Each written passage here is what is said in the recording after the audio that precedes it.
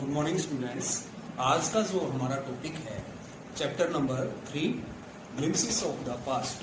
Glimpses mean होता है झलक, पास्ट मीन अतीत, यानी हमारे जो अतीत की कुछ झलकियां इसमें दी गई है इस लेसन में। जैसा कि हमने पढ़ा है अपने इतिहास की बुक में अंग्रेजों के बारे में, अंग्रेजी शासन यानी ब्रिटिश शासन के बारे में पढ़ा है।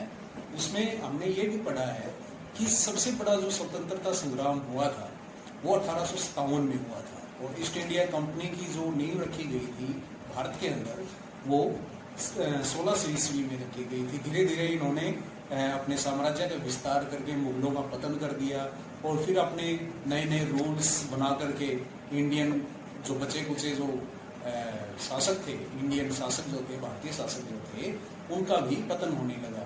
उससे भारतीयों में एक विद्रोह फैल गया और उन्होंने एक क्रांति की और उसी क्रांति को 1857 की महासंग्राम बोला जाता है। पहला महासंग्राम किया गया था 1857 में स्वतंत्रता के लिए भारत में। तो आइए इस लेसन को पढ़ते हैं। Here are some pictorial glimpses of the history of our country from 1757 to 1857। यहाँ कुछ चित्रमय, पिक्टोरियल मीन होता है चित्रमय, ग्लिम्सिस झलक दी गई हैं, इतिहास की कुछ झलक दी गई हैं हमारे देश की 1757 से लेकर के 1857। These pictures and speeches bubbles will help clarify our understanding of the conditions that led to the event known as the First War of Independence in 1857। ये जो तस्वीरें हैं और जो स्पीच बबल्स है, स्पीच बबल्स यहाँ पे जो ये दिखाए गए हैं राउंड राउंड, इसी को ही स्पीच बबल्स बोलते हैं, यानी भाषण के जो संवाद होते हैं उसको। ये जो तस्वीरें हैं और जो स्पीच बबल्स है ये हमें ये समझने में, उन परिस्थितियों को समझने में सहायता करेंगी जो भारत के पहले स्वतंत्रता संग्राम 1857 में होने वाले की घटनाओं के बारे में बताती हैं। The marshals at a function in Delhi, जो ये चित्र हमें जो दिखाई दे रहा है, इसमें जो पिक्चर हमें दिखाई दे रही है उसमें देखिए एक गायिका है, एक सिंगर है और ये सिंगर जिसने जो ये गाना गाया था, ए मेरे वतन के लोगों जरा आंख में भर लो पानी, जो शहीद हुए हैं उनकी जरा याद करो कुर्बानी। ये सॉन्ग, ये पिक्चर जो है वहीं से ली गई है। और देखिए, O my countryman let your eyes fill with tears as you recall the sacrifices of India's martyrs, यानी वह मेरे वतन के लोगों, ओ माय कंट्रीमैन, ए मेरे वतन के लोगों, let your eyes fill with tears, आंख में भर लो पानी, as you recall the sacrifices of India's martyrs, यानी जो भारत के लिए जो शहीद हुए हैं उनकी कुर्बानियों को याद कीजिए। द कंपनीज कंक्वेस्ट 1787 1849, यानी कि जो जो कंपनी की जो घटनाएं हैं उसका 1757 से लेकर 1849 तक। With its superior weapons, the British East India Company was extending its power in 18th century India। की जो अंग्रेजों के पास, जो ब्रिटिश के शासन के पास जो अपने जो आधुनिक हथियार थे, उस समय के जो मुख्य जो हथियार थे, उससे उनकी जो पावर थी वो और भी ज्यादा बढ़ती चली गई 18वीं शताब्दी में। ये देखिए एक मैप दिखाया गया है इसमें, इंडिया 1765, उसमें जो दिखाया गया है, जो रेड कलर में है यहाँ मतलब ब्रिटिश शासन है और जो येलो कलर में है वो है इंडियन प्रिंसेस, यानी भारतीय राजकुमारों का, भारतीय राजाओं का शासन था यहाँ। इंडियन प्रिंसेस वर शॉर्ट साइटेड, अब जो भारत के जो राजा थे वो कुछ से संकालु थे। दैट अपस्टार्ट राजाबा call the English merchants, they will help me to defeat him, कि राजाबा को हराने के लिए अंग्रेजी व्यापारी हैं उनको बुलाइए, वे उसे हराने में हमारी मदद करेंगे। The people had no peace due to such constant fights. लोग जो इस तरह की लड़ाइयों से संतुष्ट नहीं थे, जिनमें शांति नहीं थी, the rivalries help the East India Company and it could easily subdue Indian princes one by one. और ये जो क्रांतियां हुई, ईस्ट इंडिया कंपनी ने जो विद्रोह किया या जो युद्ध किया, उससे धीरे धीरे जो भारतीय राजकुमार थे, भारतीय जो राजा थे, उनको आसानी से हराने लगे एक एक करके। A far seeing ruler like the brave Tipu of Mysore fought the British till he died fighting। एक दूरदर्शी शासक जिसका नाम टीपू सुल्तान था, जो हमने काफी उसका नाम सुना भी है, जो मैसूर का शासक था, वह अंत तक यानी अंतिम सांस तक अंग्रेजों से लड़ता रहा। Thank God there is peace in the country now. कुछ जो लोग थे, यानी how did Indians react to this conquest. इन परिणामों का या इन परिणामों के बारे में भारतीय क्या सोचते थे, कुछ क्या सोचते थे। Thank God there is peace in the country now, कि हे भगवान, भगवान का शुक्र है कि अब देश में शांति है। No more wars and no looting by thugs. अब ना तो कोई युद्ध होता है और ना ही ठगों के द्वारा लूटपाट की जाती है। It is God who sent the British. भगवान ने ही अंग्रेजों को हमारे लिए भेजा है। Our destiny is linked with them. हमारा भाग्य उनसे जुड़ा हुआ है। द व्हाइट मैन, दूसरी तरफ लोग क्या कह रहे हैं, the white man has killed that throned our Kings.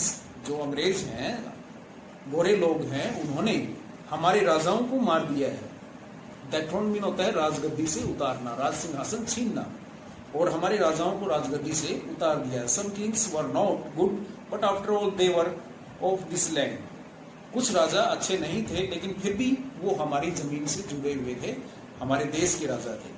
Now we have become slaves of foreigners. अब हम इन विदेशियों के गुलाम बन गए हैं। स्लेव्स में होता है गुलाम। ब्रिटिश रूल 1765 1836, यानी अब ब्रिटिश शासक का समय आता है 1765 से लेकर के 1836 तक का घटनाएं जो इसमें बताई गई है। Religious leaders preached ideas like untouchability and child marriage. जो धार्मिक जो नेता थे, धर्मगुरु थे, वो कुछ छुआछूत और बाल विवाह को पसंद करते थे। Anyone who crosses the seas loses his religion. कोई भी जो समुद्र पार करेगा वो अपने धर्म को खो देगा। All the misery in the world is due to women. कुछ जो संत थे वो कहते थे कि जो संसार में जो दुखों का कारण है वो औरत है। The truth was that Indians had lost self respect और द ब्रिटिश स्कोन्ड देम। सच ये था कि भारतीय अपना आत्मसम्मान खो रहे थे। द ब्रिटिश स्कोन्ड देम, और ब्रिटिश जो थे उनको बर्बाद कर रहे थे। The native are unworthy of trust, incapable of honesty. देखिए यहाँ इस चित्र में दिखाया गया है, कुछ अंग्रेज अपने आपस में बात कर रहे हैं। वो कह रहे हैं कि the natives are unworthy of trust, कि जो भारतीय हैं वो विश्वास के लायक नहीं है।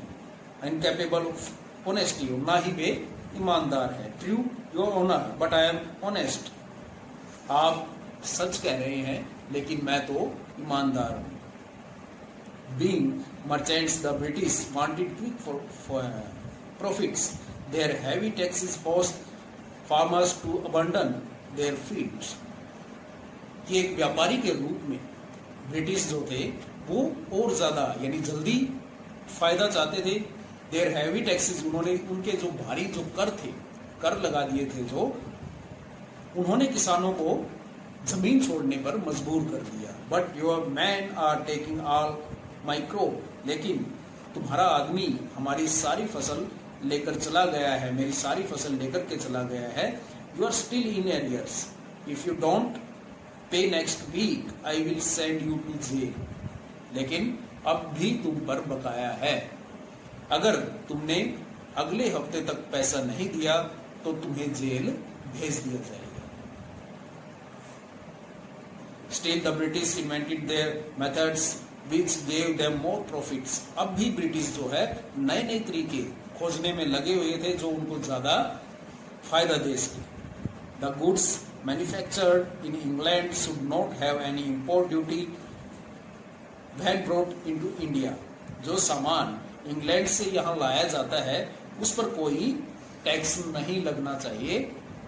एक गुड आइडिया, एक अच्छा विचार है. The East India Company's laws begin to people Indian industries. अब जो ईस्ट इंडिया कंपनी के जो कानून थे उन्होंने भारतीय इंडस्ट्रियों को खत्म करना, तबाह करना शुरू कर दिया. Inevitably, famines followed. Between 1822 and 1836, 15 lakh Indians died of starvation. अब जो फेमाइन्स में होता है अकाल, निरंतर अकाल पड़ने से 1822 से लेकर के 1836 के बीच लगभग 15 लाख भारतीय भूख से मारे गए. The British policies ruined the expert artisans and their business. और जो ब्रिटिश के जो कानून थे उन्होंने जो निपुण कारीगर थे उनके व्यापार को बिल्कुल तबाह कर दिया.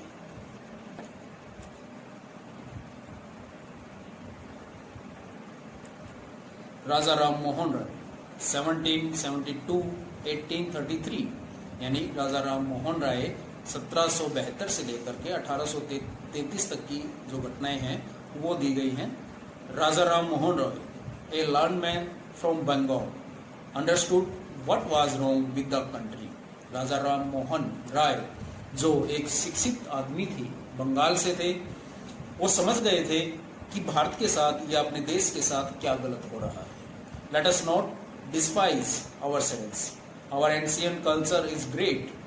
आओ हम अपना जो आत्म सम्मान है उसको ना खोएं और हमारा जो प्राचीन कल्चर है, संस्कृति है, वो महान है. And we are capable of greater achievements. और हम भी महान उपलब्धियां हासिल करने में सक्षम हैं.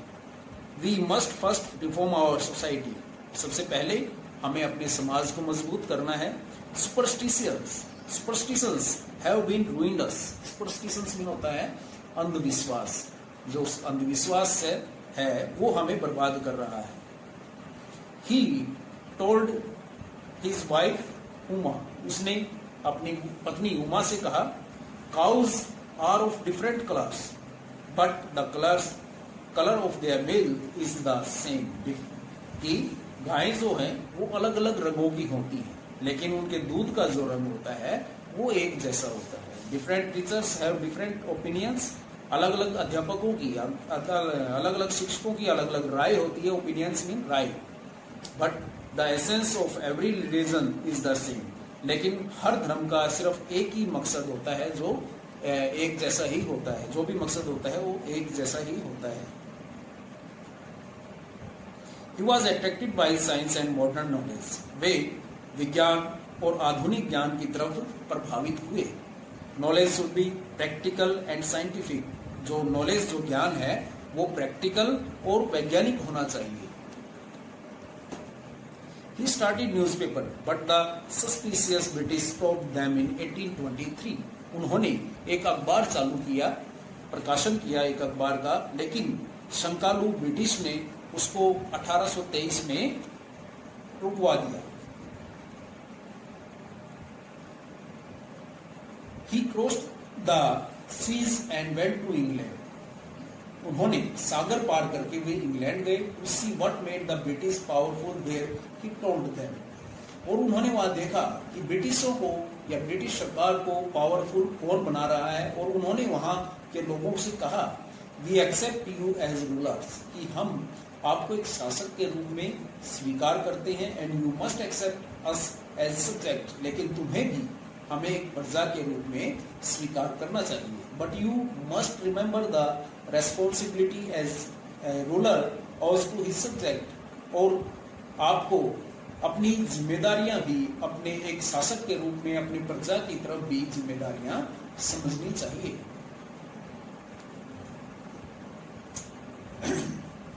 ऑपरेशन 1765 1835 यानी 1765 से 1835 तक जो दबाव बनाया गया the British continue to oppress Indians, लेकिन जो ब्रिटिश थे वो लगातार भारतीयों पर दबाव बनाते जा रहे थे। इन 1818 they had passed regulation third, उन्होंने एक नियम लागू किया 1818 में। Under it an Indian could be gelled without trial in a court, और इसके अंतर्गत किसी भी भारतीय को बिना मुकदमा चलाए जेल भेजा जा सकता था। All the time British officers in India Drew big salaries and also made Fortune in private business, कि हर समय जो ब्रिटिश अधिकारी थे वो भारत में एक अच्छा वेतन लेते थे और उससे अपना एक निजी व्यापार चलाते थे। By 1829, Britain was exporting British goods worth 7 crore rupees to India. 1829 में ब्रिटेन ने भारत से लगभग 7 करोड़ का सामान आयात किया। The British prospered on the company's loot while Indian industries began to die. अब ब्रिटिशों की जो लूट थी, ब्रिटिश कंपनी की जो लूट थी वो ऐसे ही चलती रही, इससे भारतीय जो इंडस्ट्रीज थी, उद्योग थे, वो खत्म होने लगे। Governor general Bentinck reported back home, governor general ने वापस जाते वक्त एक रिपोर्ट तैयार की, अब बताया उसने, the bones of cotton weavers are bleaching the plains of India. Cotton weavers यानी कि जो कपड़े का, सूती वस्त्र का काम जो करते थे, जिन्हें जुलाहे बोलते हैं, वे भारतीय मैदानों में बर्बाद हो रहे थे। डिससैटिस्फैक्शन, असंतुष्टिकरण 1835 to 56। Education in India was in Persian and Sanskrit, कि भारत में जो शिक्षा थी वो पारसी और संस्कृत में थी। In 1835 a Englishman name Macaulay suggested a change, एक अंग्रेज जिसका नाम मैकाले था, उन्होंने एक बदलाव के लिए सुझाव दिया। We should teach the native through the English language, कि हमें भारतीयों को अंग्रेजी भाषा सिखानी चाहिए। आई एग्री, मैं सहमत हूं। English education produced clerks to whom the British gave petty jobs under them। अब जो अंग्रेजी जो शिक्षा थी, उन्होंने क्लर्क पैदा किए जो ब्रिटिश के नीचे काम करते थे, अपना काम करते थे। Incidentally it also produced a new generation of intellectual, और भाग्यतः मतलब इसने जो न्यू जनरेशन, एक नई पीढ़ी की संरचना की। We must educate our brothers, हमें अपने भाइयों को पढ़ाना चाहिए। And try to improve their material conditions, और उन्हें अपनी आर्थिक स्थिति को सुधारना चाहिए। For that we must convey our grievances to British parliament, और इसके लिए हमें अपने दुखों को ब्रिटिश संसद में उठाना चाहिए। पार्लियामेंट में होता है संसद, ग्रीवेंसेस में होता है दुख। देखिए एक मैप दिया गया है इसमें। By 1856 the British had conquered the whole of India, कि 1856 तक ब्रिटिश सरकार ने संपूर्ण भारत पर अपना कब्जा कर लिया था। They care little about the needs of Indians, उन्हें भारतीयों की बिल्कुल ही कम परवाह थी। Our kings have become puppets and we have lost our old jobs, ये हमारे जो राजा हैं वो अंग्रेजों की कठपुतली बन चुके हैं। पपेट्स में होता है कठपुतली। And we have lost our old jobs, और हम अपना पुराना जो काम है वो भी खो चुके हैं। एंड लैंड्स, और जमीन खो चुके हैं। They are converting our brothers, वे हमारे भाइयों को बदल रहे हैं। You only talk, do something to drive them out, आप सिर्फ बातें करते हैं, उनको भगाने का कोई रास्ता देखिए।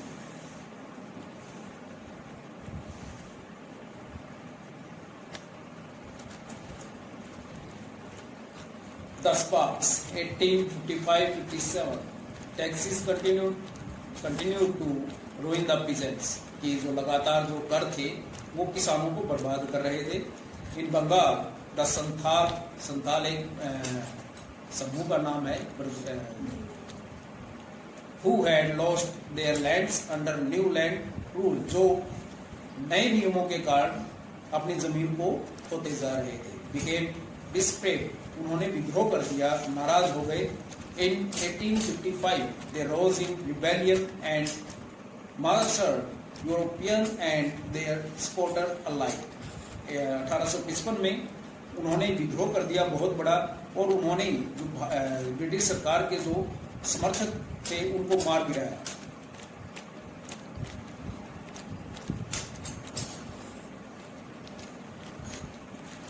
Discontent was brewing in the East India Company's army too, कि ईस्ट इंडिया कंपनी की जो सेना थी उनके अंदर भी विद्रोह की भावना आ गई। The white soldiers gets huge pay mansions to live in servants, कि जो गोरे लोग हैं, जो अंग्रेज हैं, वे एक विशाल बड़ी तनख्वाह लेते हैं और मकान होते हैं उनके पास, नौकर होते हैं। While we get a pittance and slow promotions, जबकि हमें बहुत कम मिलता है और हमारा प्रमोशन भी बहुत कम होता है।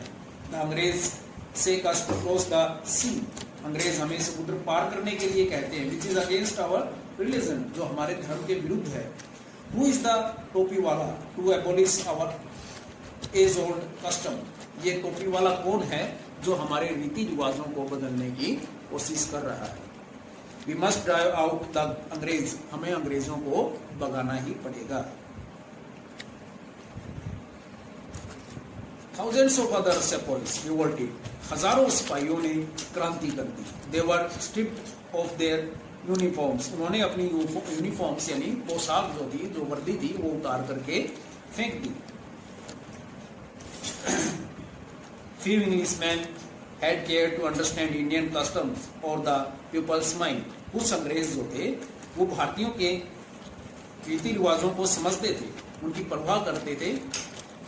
Oh, proud Brahmin soldiers, do you know that the grease on the bullet you have to bite is made from the fat of cows and pigs? अरे ब्राह्मण, जो तुम बुलेट यानी गोली, बंदूक की जो गोली होती है, उसको जो छिलका जो तुम उतारते हो वो गाय और सुअर की चर्बी से बना हुआ है। बट क्या? The white man has deceived us too, कि अंग्रेजों ने हमें भी धोखा दिया है। Soon chapatis were sent from village to village to tell the people that their emperor would went their services. अब हर गांव में चपातियां बांटी गई, चपातियां मतलब रोटियां बांटी गई, जिन पर लिखा गया था कि वे अपने शासक का साथ दें, एम्परर यानी अपने राजा का साथ दें। Yes, all my village man will be ready, yes, हमारा जो पूरा गांव है पूरा तैयार है। Similarly lotus flower circulated among Indian soldiers, इसी तरह कमल के फूल भारतीय सिपाहियों के बीच बांटे गए। दैट टू द फॉरनर, विदेशियों को मार गिराओ।